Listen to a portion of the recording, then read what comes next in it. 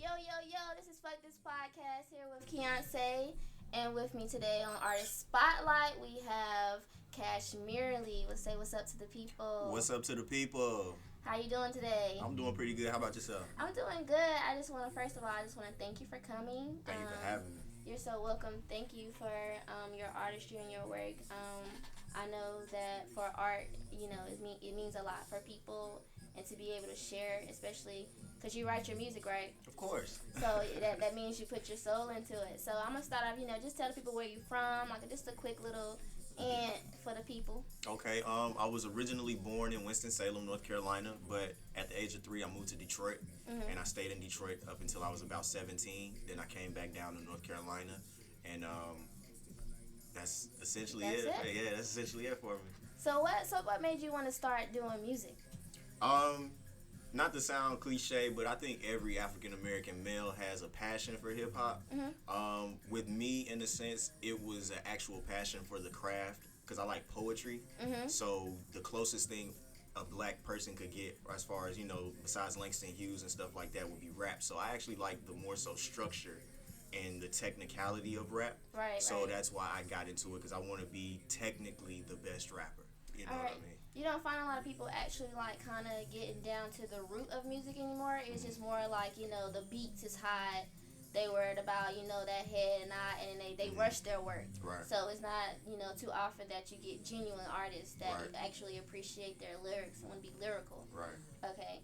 So, I want to start off by this single's in the back. It's called Drive Me Home. Drive Me Home. Tell me about Drive Me Home. So the artist that's featured on it is my cousin. He moved here from Oklahoma to put out a mixtape with me. So me and him, we were in a session, and he's just so talented that I just actually recorded him in one take, and I snipped and cut the pieces that were worth using, and I made the hook with it. So you produce your own work too? Yeah. Okay. So I built the hook off of his outtakes or intakes or and stuff like that, and then I just worked around that hook, but I made the beat myself. Oh, so you producing, you beat making, and you lyrical. I try to do it all because as an independent artist, we don't always have access to these types of people. And I'm not going to allow myself to be limited because I don't have a beat maker. So it's like, well, let me learn to make beats. You're smart. You know what I mean? I'm loyal to it. That's smart right there. Like you have you been linking up with anybody in the Triad area? Since you're from Winston, I know it's a lot. It's not too much boom in Winston that I've heard. No shade, but as far as Winston artists, I know a couple guys. I don't know how serious they take it, but I know as far as you meet people here and there and stuff like that. So I do know a few Winston artists who do music. Greensboro, I know a lot of Greensboro artists. The whole North for Nothing movement. The Hit Factory studios here. I know the Hit Factory. I know Diamond Factory? I don't. Okay.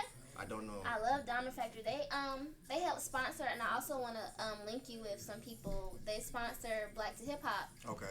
That happens. That's a music festival, correct? Exactly. They just started following me on Instagram, so hopefully we can make that happen. Okay, I'm telling you, I know Tori. He go by Viva La Fresh.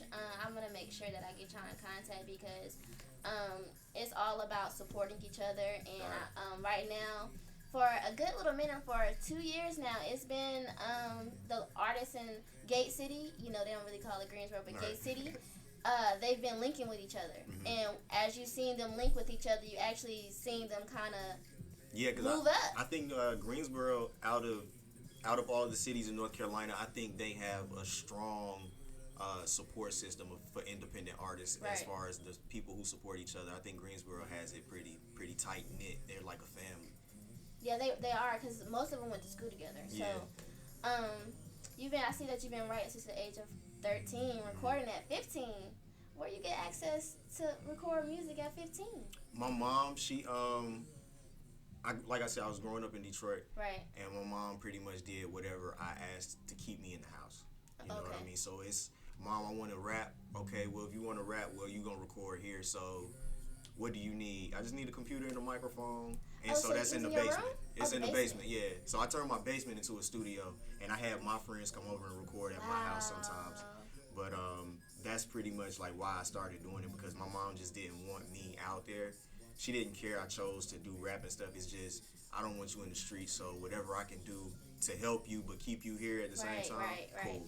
Right. That's it. That's dope. I was gonna say, you know, you invite your friends to the basement, and you know, y'all was having. Did y'all have like little ciphers in your booths? Well, we were with us. It was more so we wanted to make something of it. Like we never did it because we like to do it, but it's one of those we're going to be somebody. Right. So we were the ones shooting music videos. You know, we played them over the school announcements, stuff like that. So we always had some sense of how serious we wanted to be. So we never played around with music. Never played around with music. So if you couldn't rap, don't try to freestyle. Get out of here. Us. You know what I mean? Right. So that's how you gotta be, because I mean sometimes you have those folks that are, you know, in your circle that's not serious, and you kind of lose your motivation and you don't see it anymore. So I definitely understand that, and just being able to like hear that from people, just to make sure that, you know, they're serious about the art and it's not for a game. It gives you a reassurance in the music today. Well, actually not today, for the future, because I'm not really too. You know, like we ain't gonna talk about it, but we can talk about it. We can talk about tomorrow. I'm gonna be there tomorrow. Okay, so we're gonna talk about tomorrow. All right, so.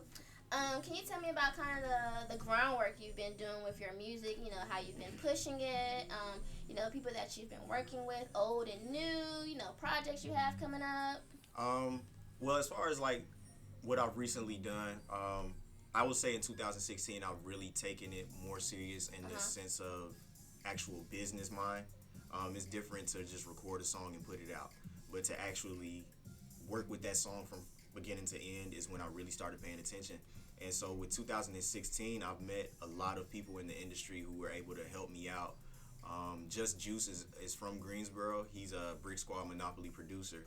And he scooped me up and he was like, that's rap. Big. You know, he was just like, you gonna rap. You know what I mean? So from there, through him, I met Frenchie of Brick Squad. I was with him for a week and I just shadowed him around type thing. I met Fetty Wap this year.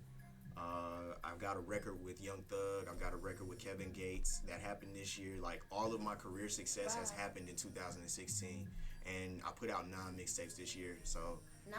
Yeah. Wow, you've been working. Yeah. So do you have is all of your merch, all of your music just on Spinrilla, or you know, is it somewhere else like YouTube? It's everywhere. Everywhere. I don't try to limit my music to one platform. So on Spinrilla, I have 4 mixtapes on Spinrilla. But I also have like mixtapes exclusively on Audio Mac, SoundCloud. I try to give a lot of people, because not everyone listens to the same platform, but I still want to give you my music. Right. So like I said, with 9 projects, I just scattered them out through every platform. If you hear me and you want to know more about me, you can look me up, and then I'll be on other places and stuff like that. But I want to focus specifically to certain people on those platforms. Like if you have SoundCloud, only a certain type of person listens to that. Yeah. So what have been your most successful media platform, that the most responses that you have gotten? The most success I've gotten was my Don't Forget the Dots mixtape. That was produced by Josh Beats at 808 Mafia. And in a month we got 10,000 plays off of it. And I got featured on This Is 50. But as far as actual, I feel like the biggest buzz came from, I feel like everything changed for me from that mixtape. Right. You know what I mean? But everything else is, I just released them or stuff like that, so I can't say that that's the best one, but I can say for sure that that's what boosted everything to where it is now. Yeah, so what, out of your 9 projects that you have, what would be your most passionate one that you're most proud of? It's Too Late Now, which is what Drive Me Home is featured on. I feel like that one is more me as far as musically. I'm not a singer, but I've always appreciated artists who can do both. So on that mixtape, I tried to do some melodic things or hold tunes and stuff like that. But as far as the actual passion of where I am right now and as a person, I feel like I was able to put more of me as a person into that project versus me as an artist. Right. Okay. I definitely like your answers, because you can definitely tell that, you know, you take this very seriously. It's passionate. I also like appreciate your email. Like it was just so Thank so you. professional with the picture and everything. Thank you. You're so welcome, and I just appreciate your time. It's a couple more questions I wanted to ask you because I do follow you on Twitter. Uh-oh. And you about to get into your Twitter because you be saying some controversy stuff. What's up with your Twitter? How you feeling? No, man, I just make observations off of what's going on.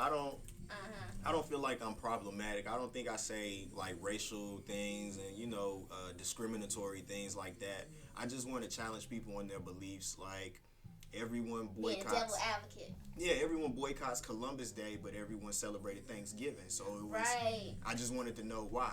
I just ask those types of questions. Or Did you get answers? no, I don't get because people don't take me serious. They don't take because I guess because like I do make a lot of jokes, but You lot make of a times, lot of jokes. I'm serious though. A lot of times I'll be serious. Like as far as like the whole open relationship thing, as far as like me being in a relationship but looking for a sister wife, that's all serious. Okay. You know what I mean? I don't do that for show. So what's your Twitter? Just say your Twitter for the At Cashmerely _ Spell that for him. CASHMERELY.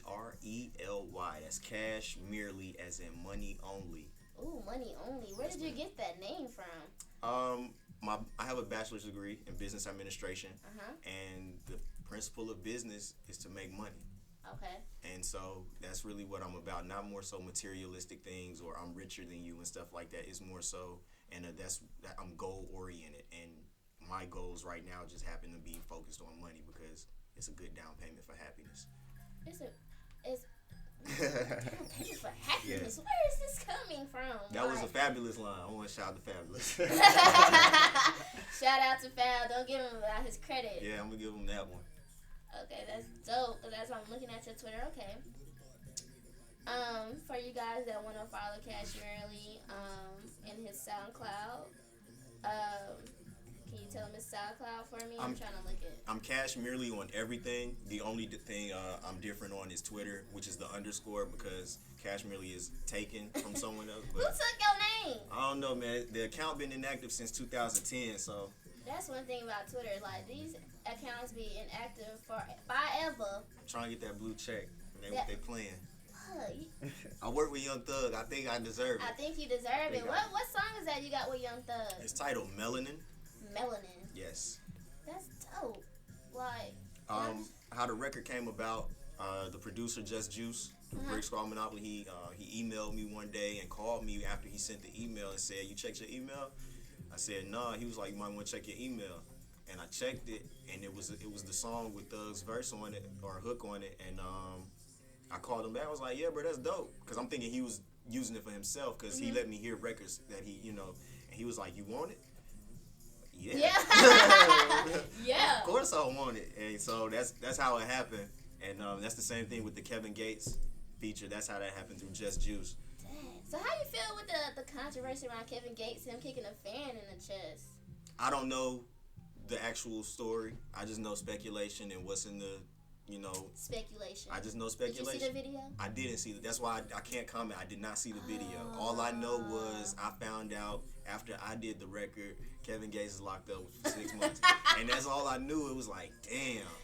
Yeah, he kicked him, but I believe I did read that she reached for his penis or something like that. she didn't reach for his penis. I mean, I'm just saying I did see that. That's what he did. I will say he has always said that he doesn't like being touched. Right. He's always made that. He did say, I heard him say, don't touch me. Right. But then, you have 1,000 people like, oh, Kevin Gates, and I think her was the one that touched him. I mean, I've been to one of his concerts. Yeah. And I've been front, like at his feet. And he's not just a person that will just kick you. I can't say that from experience. So if I can't say maybe he was provoked or felt provoked, but just random niggas is just not kicking people just because, you know what I mean? So you think he could have handled it a different way, or you just felt like when somebody says something, don't do it, and if you do it, I think fans need to respect artists' wishes. Okay. Even like for example Kanye West, I think he doesn't like to have his picture taken. or paparazzi type thing. Yeah, he don't like paparazzi. Yeah, so it's like anything that happens to a paparazzi person after dealing with Kanye West and he's made that known, it's kind of you get what you deserve. Yeah, but paparazzi has always been so vicious. I mean, because we're still people.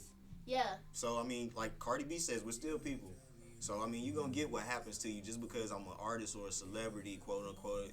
It doesn't mean that I have a certain or a different mindset than someone around the corner. You know so you wouldn't give him like a leeway just because they might be excited to see you, or it's just like their adrenaline is pumping everywhere. I can respect that, but you also have to respect the artist's wishes. Yeah. If you can't excuse me for being drunk and doing something while I'm drunk, then I can't excuse you for being starstruck. You can't. I can't. You can't compare the being drunk to starstruck. No, it's one of those. If you're gonna try and excuse your behavior because you're a fan of mine, then I can excuse my behavior for whatever reason. Okay, I can see it. These go back to my tweets. I wasn't even gonna go in your tweets, but this goes back to my tweets. I seen it though. That's why I was like that Twitter. So I want you to just be able to do a social media blast. You told us all of your ways to get your music and your Twitter. Are you on Facebook or? My Facebook is official Cashmerely. Okay. I just recently created it. I only have 88 likes, so make sure y'all go like that. We'll be sure to post that too on our Twitter and Facebook. Yep. And what else I have? I have my Twitter. It's Cashmerely. My Facebook is official Cashmerely. My Instagram is Cashmerely. Right. SoundCloud. My Spinrilla is official Cashmerely. But for the most part, you can just search it and it'll pop up on a lot of the distribution sites, even iTunes, Apple Music, Spotify. I'm trying to be everywhere. I'm not gonna say I'm already everywhere. I'm trying to be.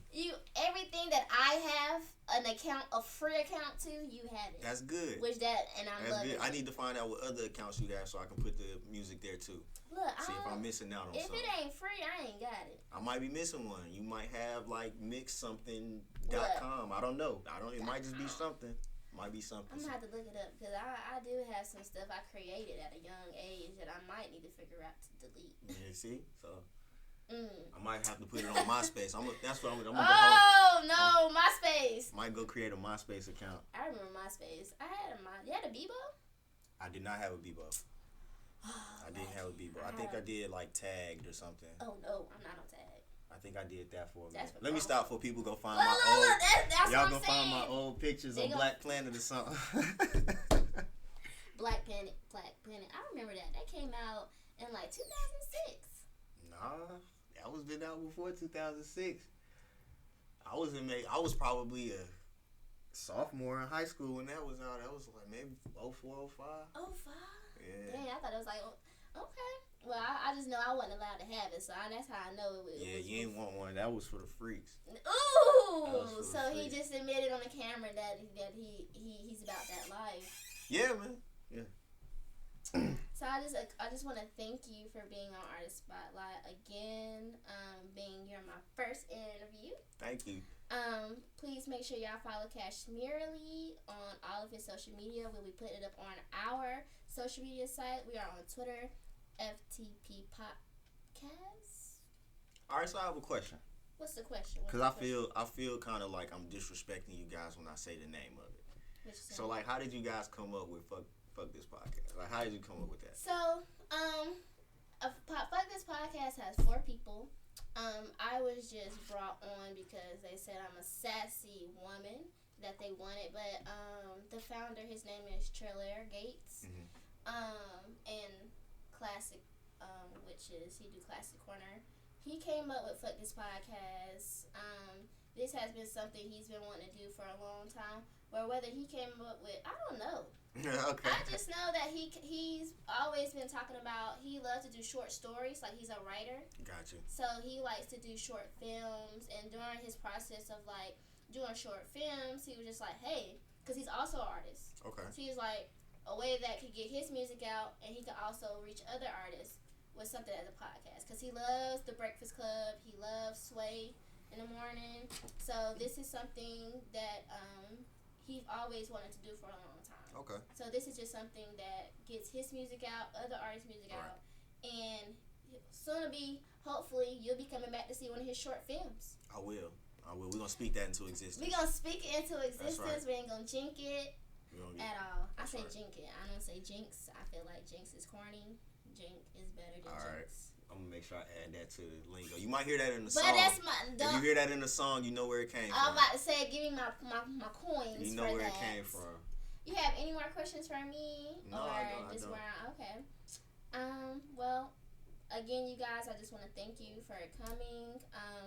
You can follow us on Twitter at FTP Podcast, Fuck This Podcast. And again, you're on Artist Spotlight.